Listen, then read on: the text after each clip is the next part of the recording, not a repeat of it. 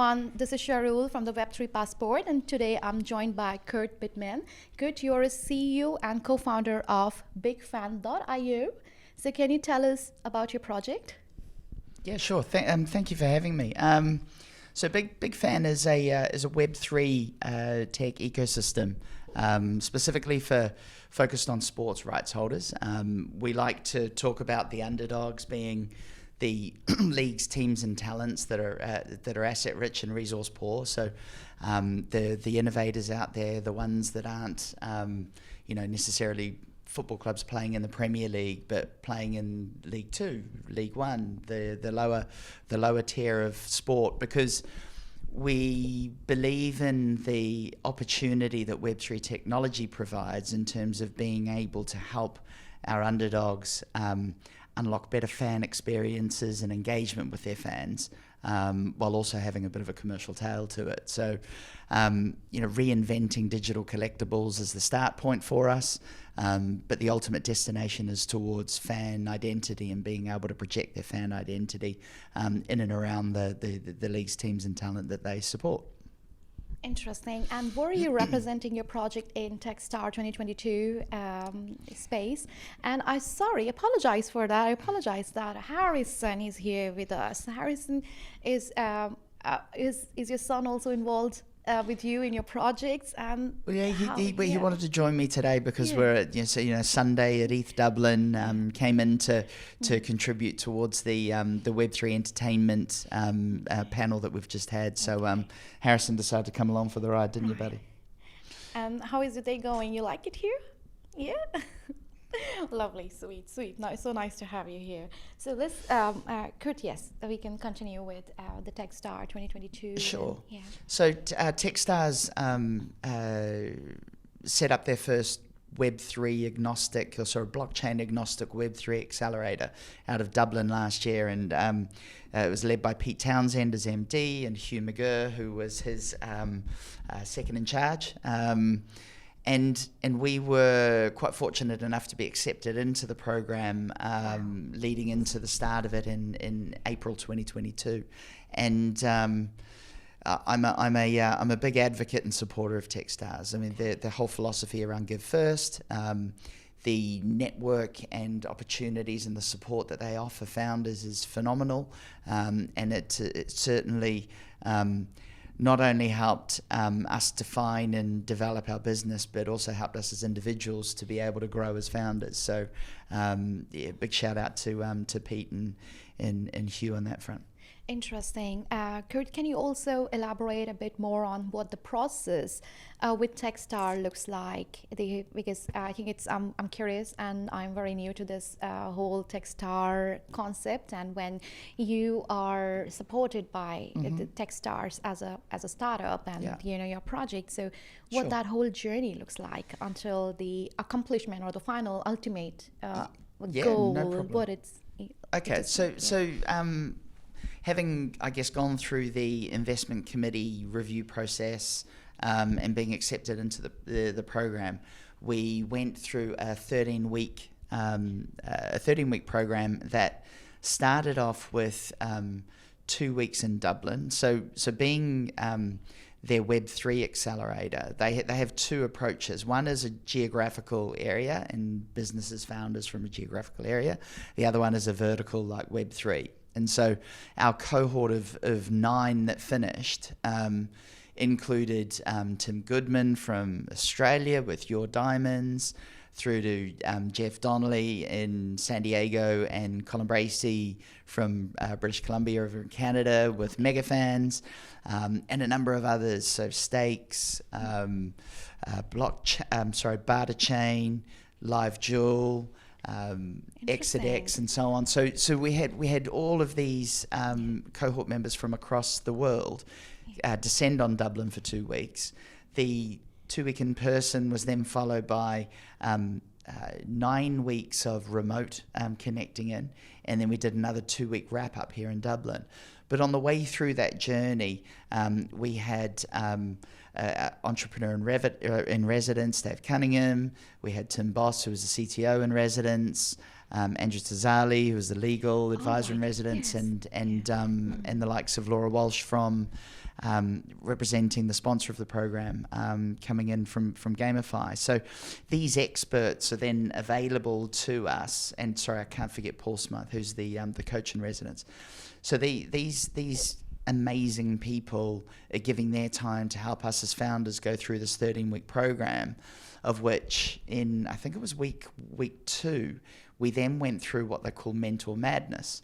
Okay. And so across 9 days, we had 20-minute sessions with 10 mentors in the one day. And we did that 9 times. So it helped us to really refine our pitch, helped us to define our business better, helped us to introduce ourselves better.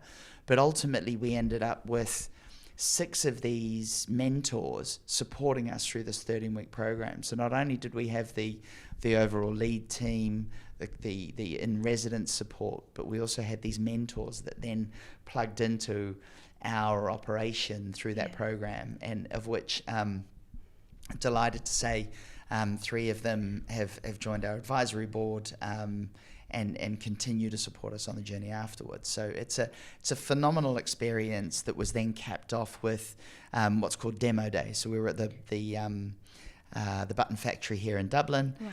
And it was a live show on stage, presented to 200 people in the audience, and a live stream where we had to go out and deliver our 4-minute pitch for our businesses that we'd refined over that period of time. Interesting. So after that pitch is given to the audience and you have presented your project, and now you have a defined strategy.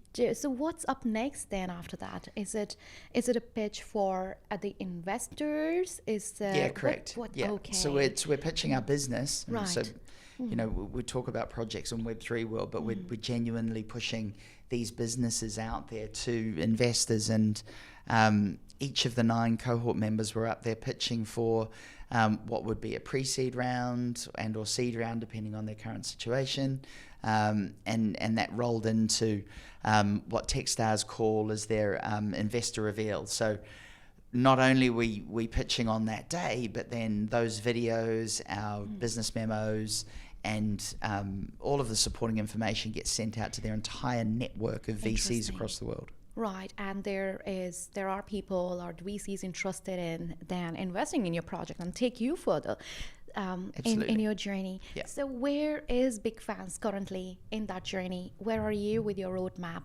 and where is the project going? So I think the you know, we're all finding it. I think every founder out there that's building a business in the current environment's finding it tough. Okay. You know, the way that the crypto market has gone down. Right. And you know, with the general investment market the way it is at the moment, I think I'm just thinking of, you know, some of those stories that help articulate this, and situations like FTX, SVB, Silicon Valley Bank. You know, while FTX was in the crypto world and had a seismic effect on the investment market from a crypto perspective, as one example of how that downturn has sort of affected startups. Then we've seen the likes of SVB, who were very focused on that startup community, and them, you know, failing to exist anymore, through to Credit Suisse that was rescued. So all of these significant collapses of financial institutions, whether it be in crypto or fiat, if we're speaking Web3 terms, have really made it tough for founders out there. And we continue to build, we continue to graft, we continue to step back and reevaluate our position, our pitch, where we're at with our tech development, and we continue to just work hard so that when the good times come back, we're in a position to start accelerating and growing. But it's very much around building more case studies, generating more user stories so that we can demonstrate traction in these downtimes. Interesting. And is Big Fan product is currently in use?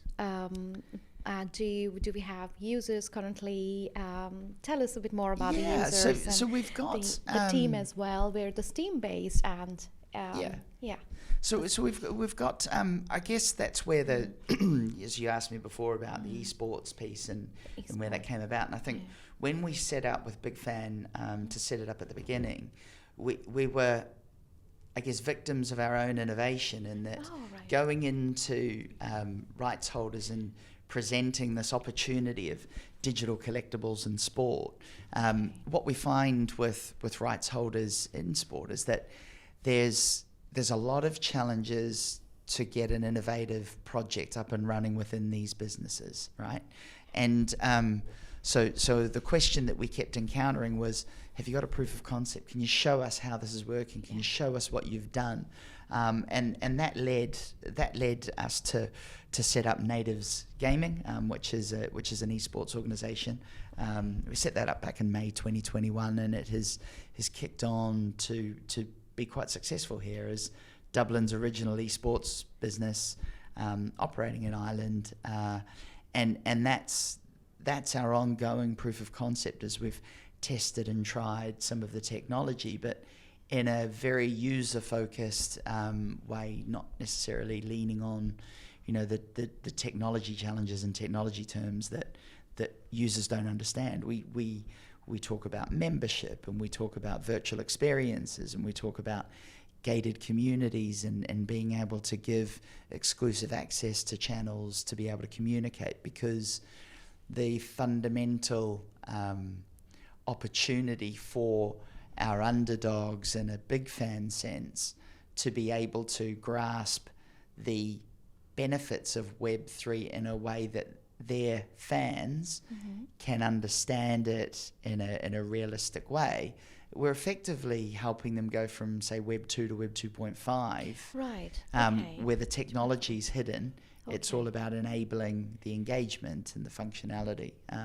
That's tied into products that they understand as fans, rather than trying to push something completely alien at them. Completely alien. That's absolutely. I completely agree. I've heard of Web 2.5 a couple of times now, and I like this idea of not portraying that technology out to the people, but gradually help them transition from Web 2 to Web 2.5. Yeah. So you were delivering Web 3 entertainment. Speech, or you were the part of the Web3 entertainment panel at Ethereum Dublin conference today. And so what were the main thoughts or ideas that you wanted to communicate as a part of this panel talk? Yeah, I think I found the panel quite exciting. We certainly worked hard to try and interlace I guess theory and trends with some practical, tactile sort of examples, community was at the heart of the conversation. I think sport and music certainly benefit from having pre-existing communities. We're not trying to build something from nothing here, but we're just trying to unlock these communities in a different way and give them more value, engage with them better. Right. We touched on diversity within the communities. I mean, I think three of us on the panel have ethnic minority backgrounds in some way, shape or form. And so being able to speak to that is really interesting. And that hinged around sort of the creator economy and early stage sort of creators getting out there and being able to adopt the technology and using it in a way that's going to help them build their profiles, build their engagement, and so on. But we also spoke about some of the challenges. So, say from a ticketing perspective in sport, you've got a load of obstacles to try and address on the way through. Being able to implement this technology from safety, security, and so on, which are huge obstacles to try and build trust around when you're talking about innovative and new technology, through to from a true Web3 view on life, the user owning their data. While that in principle is absolutely an amazing scenario to be able to unlock and enable, the flip side is when you're talking about an industry like esports and gaming, which is heavily reliant on sponsorship, these brands need eyeballs, they need massive reach. And so that's a challenge in itself, because if we're holding our data close, how are they going to get all of those eyeballs to be able to justify spending on sponsorship and advertising to be able to unlock sales? And I think that where we sort of got to, and we didn't get a chance to nail that particular point down at the end, but I think. And what do you think that, how can we nail that down? What are the possible solutions to it? Well, I think fundamentally sports and music and gaming are best placed to deal with that problem, because so from a sports perspective, I'm a big fan of my club. I want it to succeed. So I'm gonna, where I'm holding on and I have that ability to hold on to my data, I'm gonna share that with them to allow them to commercialize it, monetize it, so that they're successful, because I believe in it and I'm part of that community. And I think the challenge that we'll see is, as we go through a generational shift, where younger people are coming through and they want to hold on to these things, versus the pre-existing communities that have been giving their data over time. I think that's where we're going to see a little a shift in that relationship, where it's going to be more about trust and support and willing to give, with a new generation coming through that are more inclined to hold their data back. Interesting. And just the question here would be that we have spoken about the Dublin aspects. Are you planning, is Big Fan project for the project, are you planning to expand it to other countries? What do you see the expansion in probably emerging countries, on other continents, for the project looks like? Or are there other initiatives currently going on? Just out of curiosity, what is your audience would be for other it's a question nations? that's come up in investment conversations, and it's a really pertinent one, in that having a strategy about regional growth or shifting is absolutely fundamentally right. I think the difference that we face here is we're looking for innovators on the inside of these rights businesses who are willing to look at new technology at a time when that it's still early stage. And so rather than having a regional or geographic focus to our growth, it's very much about finding an innovator inside a team, a club, that wants to explore this technology, and we'll go to them. So we've got relationships with rights holders in the UK, the US, and we'll continue to, obviously here in Ireland as well, because that's where we're based, and we'll continue to explore those relationships based on finding people that want to adopt it. And again, a reminder, we're talking about the Underdogs. We're talking about the leagues and teams that have got a small number of staff, rich brands, rich history, rich heritage, but a small number of staff to do all of these things, and that's where we see the opportunity for Big Fan. Interesting, very interesting. And this is my first time knowing about Big Fan project, and as well as about talking about gaming and esports and what's going on in this space. And I have a lot to explore into this space, and this is my first conversation with you today mainly on this use case today. Thank you so much for sharing all this content. And I have a question for Harrison. What are your hobbies and interests? What do you like to do? Football, gaming. Rugby, kind of. Not that much. Interesting.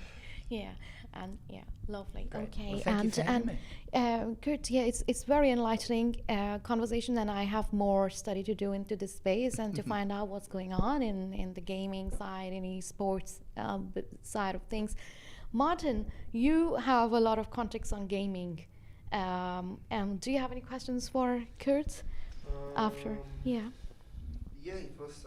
First of all, I want to say it was very insightful and very interesting. Right. I kind of investing in a crypto, and I never look at this part of that, but I think that gaming industry and sport industry will be very huge in a crypto. I think, and question what I would have, what do you think, how this whole thing can help club growth and like improve club governance and like help maybe funds and like in clubs in general, how do you think it can affect it and help it? I guess if we're looking at it from an esports and a gaming perspective, people will say that esports have been around for a number of years, but really esports has only kicked on from properly over the last 5 to 6. We've seen these, the competitions that are run by the likes of Riot for League of Legends, for instance, and the LEC being the professional division for Europe versus the Worlds, which is their biggest flagship event that happens in November, December. I think we've got some interesting challenges with publishers and how publishers approach digital ownership. I think we've got some interesting challenges in terms of the dominance of sponsorship as a lifeline for esports businesses to be able to grow and develop if they're solely focused on esports rather than diversifying and looking at sort of broader entertainment lifestyle approach to their brand proposition, but being anchored in gaming.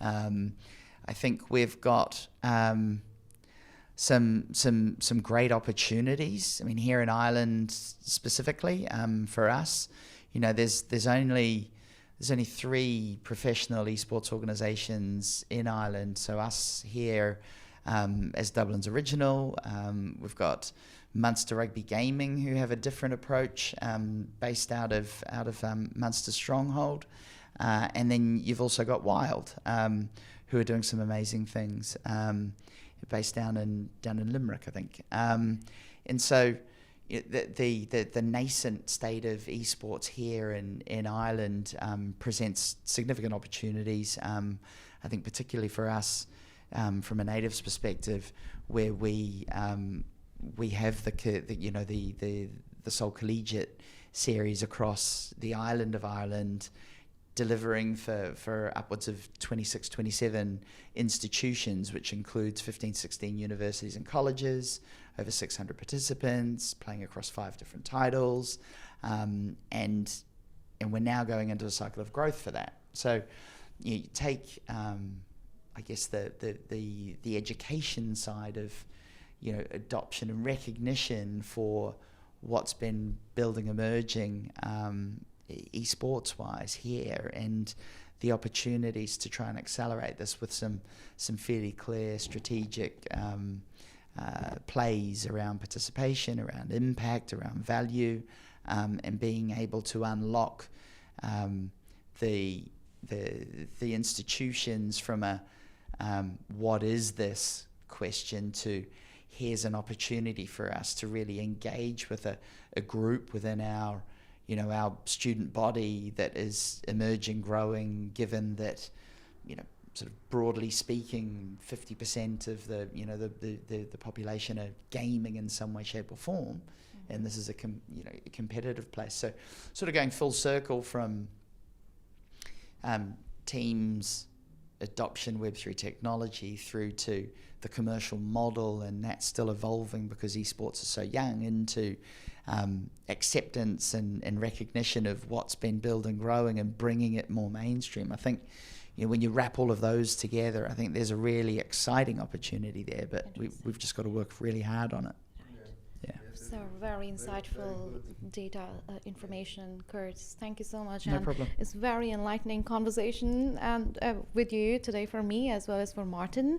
And this is a space I would be very curious to know more about and to do my own research about. And we wish you all the best for all your endeavors, to Big Fan team and all the great work that you are doing. And thank you. Yeah, and and the future is so bright because this is gonna stay, and it's this whole industry, the tech is going to grow, and a lot more to come. Thanks very much. Thank you. Thank you to you. Thanks, Harrison, for being here.